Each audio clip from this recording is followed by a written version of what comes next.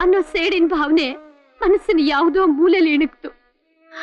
ಅದಕ್ಕೆ ಮಗುನ ಪೂರ ತಯಾರು ಮಾಡಿ ಕಳಿಸ್ಬಿಟ್ಟೆ. ಇದರಿಂದ ಕಷ್ಟಪಟ್ಟಿದ್ದು ರಾಧಾ ಅಲ್ಲ, ನಾನು. ನೋಡ್ತೀಯ ರಾಧಾ, ಈಗಲಾದ್ರೂ ಸತ್ಯ ಅನ್ನೋ ಅಂತ ಗೊತ್ತಾಯ್ತಾ? ನಾನ್ ನಿಮ್ ಪ್ರೀತಿನ ಅರ್ಥ ಮಾಡ್ಕೊಳ್ದೆ ಹೋಗ್ಬಿಟ್ಟೆ.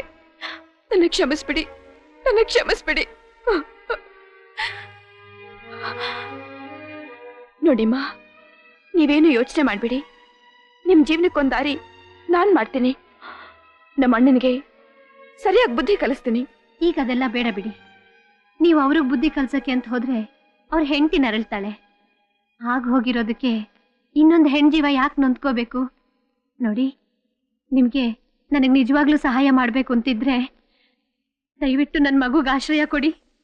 ನೋಡಿಮ್ಮ, ಆ ಮಗು ಬಗ್ಗೆ ನೀವೇನು ಯೋಚನೆ ಮಾಡ್ಬಿಡಿ.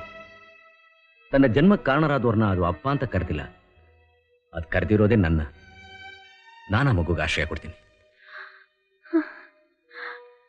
ನೀವು ತುಂಬಾ ದೊಡ್ಡ ಮನುಷ್ಯರು. ರಾಧಾ, ಈಗ್ಲಾದ್ರೂ ಗೊತ್ತಾಯ್ತಾ ನಾನೆಂದೂ ನಿನ್ನವನೇ ಅಂತ? ಡ್ಯಾಡಿ, ನಾನೆಂದು ನಿನ್ನವನೇ.